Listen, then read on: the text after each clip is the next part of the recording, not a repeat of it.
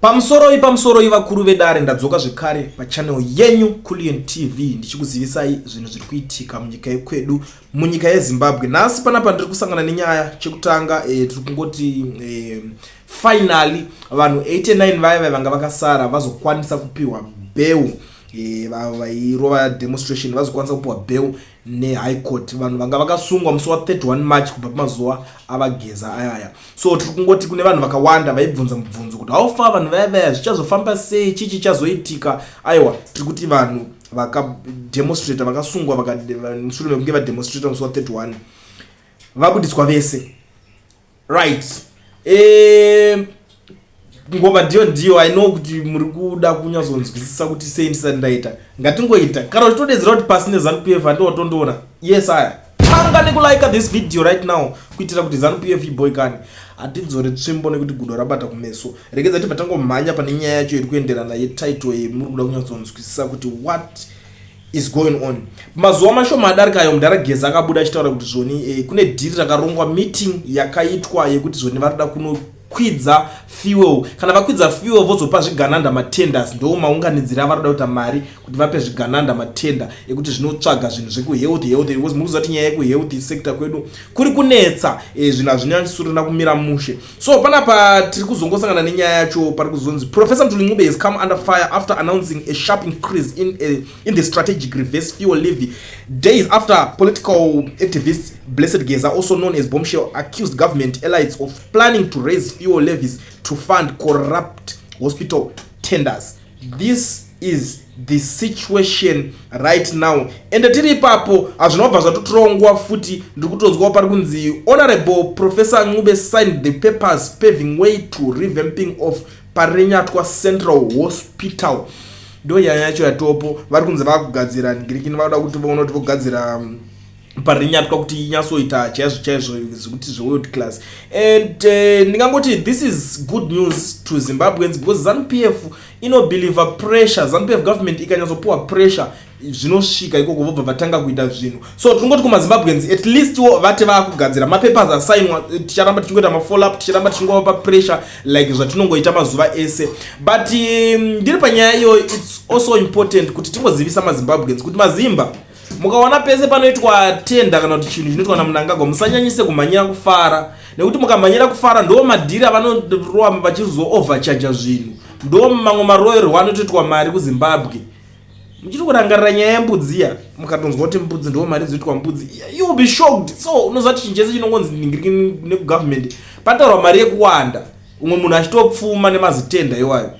Saka muri kuona kuti zvigananda ndo mabudirira zvinoita because I know kuti a lot of people have been asking kuti saka zvigananda zvacho zvinoita mari chirudzii, zvigananda zvacho zvinobudirira sei, ndo mabudirira anoita zvigananda. I think ndato explain nazvo makwanisa kunzwisisa ipapa but ndisati ndakuvhurira hombe ndoda kuti tivhure panapa ndisati kunzwisisa zvandoda kuti munzwe.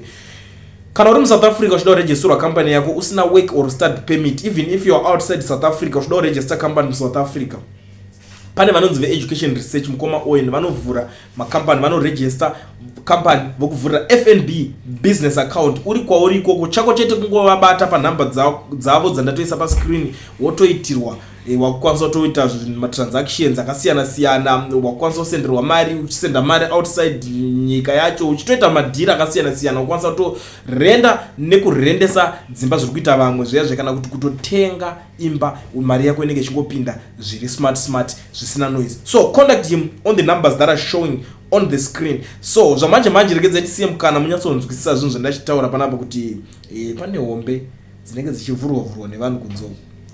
Tereresai munzwe zviri kutaurwa kuti pari kunzi kudii apa. Isati zvochikutaura handiti munoona kuti vana Jennifer Muswere, vana Niki Mangwana, vana Farai Marapira, vana Rutendo Matinyarare, they look like they are youthing now, the youth of ZANU-PF. But as soon a minute moves, you grow up to be Madala. Like our mothers, like our fathers. Those one, they are crying for they are crying about Zimbabwe have a change. Hakuna munhu anozogara muzano PF. Uri supporter zano PF. Kusvika upinde mubox wafa. Uchatobuda, vachatokurasa, vachatokuramba. Muzano PF imo. My wife support integrity and legacy the corruption. And unenga wapera basi. Wawa simbine nguwa. Hakuna anoiteteresa. Unotora simbine nguwa unonde idi. Unonde shandisa basi. The papi pecha fita. Apana. Same like you are.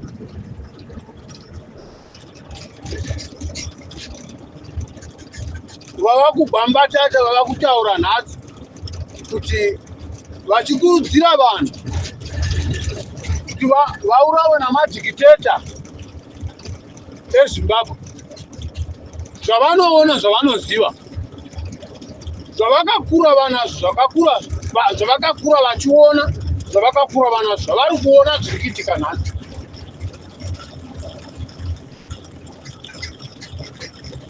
Unonzwa munhu achitaura nonsense. Munhu mukuru achitaura nonsense. Achiblema vana vadiki.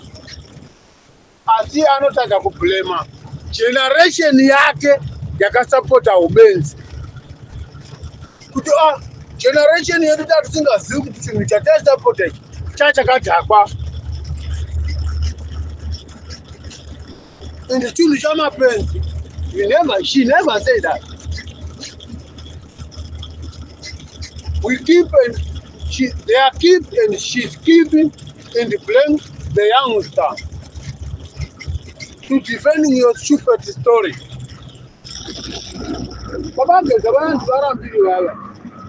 Zvinhu zvavakatoita zviya zvavakazoona kare. Havana kungoerukana vazoona after 3 months dzavataura revolution yavaguzeta. Vakatozviona kare vari muzano kuti apa taakuitiswa. Vakatendera kufa nokurarama vachifira chokwadi. Kwete muri kutaura kuti inini ndiri gogo vechokwadi. Gogo vechokwadi ndigeza nemwana wake nomukadzi wake nemhuri yake naNelson Chamisa namadzibaba vechandu naVictor Stalin Fazai Mahere Amos Chibaya.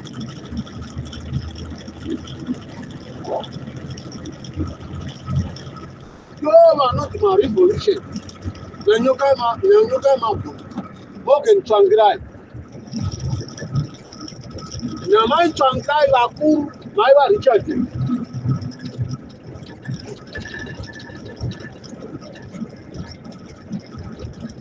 They're not blessing Mutanga. That is the revolution people.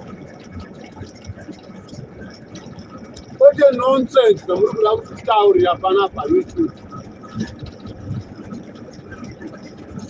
Mabuda kuzoredza miromo machembera vati muri mayuti makakamutsika muri regai tirezve miromo yedu ichiti mayuti tiri paYouTube tichitoshandira mhuri dzedu kote nonsense dzamuri kutitaurira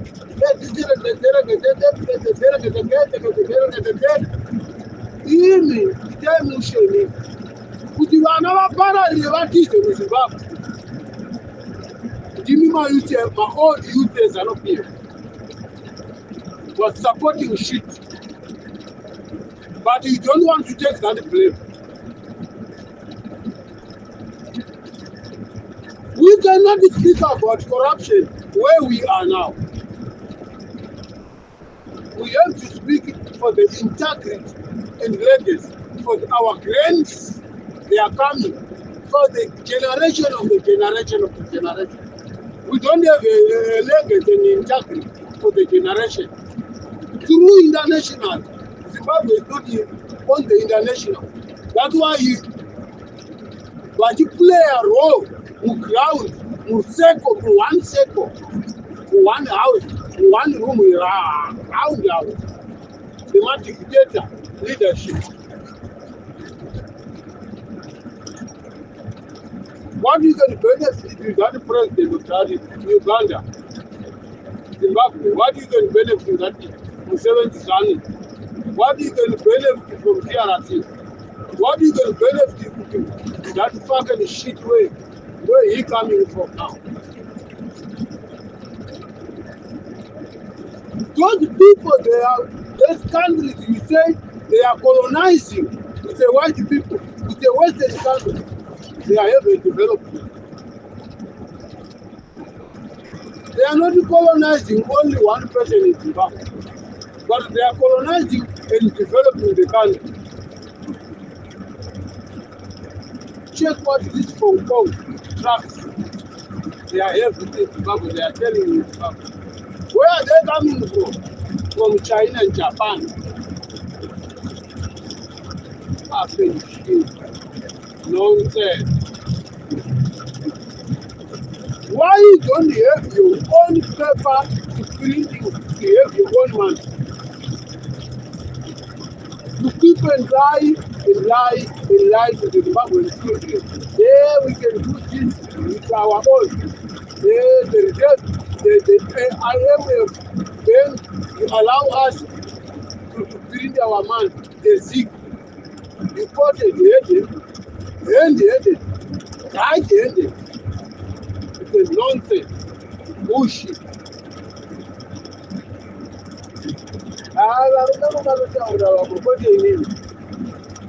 Ini ndakatofanana navagezi ana nyoka yamapo handitauri zvinonzenzeri, handitauri zvinonzenzeri kuti uri kuti unotaura isoko mukadzi wako uda kuzaya nazvo pano pafurandi pavanhu, kana kuti unotaurawo wakafuratira murume wako wouya nazvo pano pavanhu. Food sake, we don't care. We respect a woman. She come with a good idea. She come with a good speech to the Zimbabwean citizen, to the revolution of Geza and Ncube. That is the comrade of the new revolution. What do you want to do? Makataza pa revolution yetu, makataza pa generation yetu, kutaurira vanhu chokwadi. Generation iripo yakuda kutaura chokwadi, vakuda kupa madistraction enyu amuri kugarawo kuzanopera, kuuya nawo kuvana veZimbabwe. Kuteka nonsense.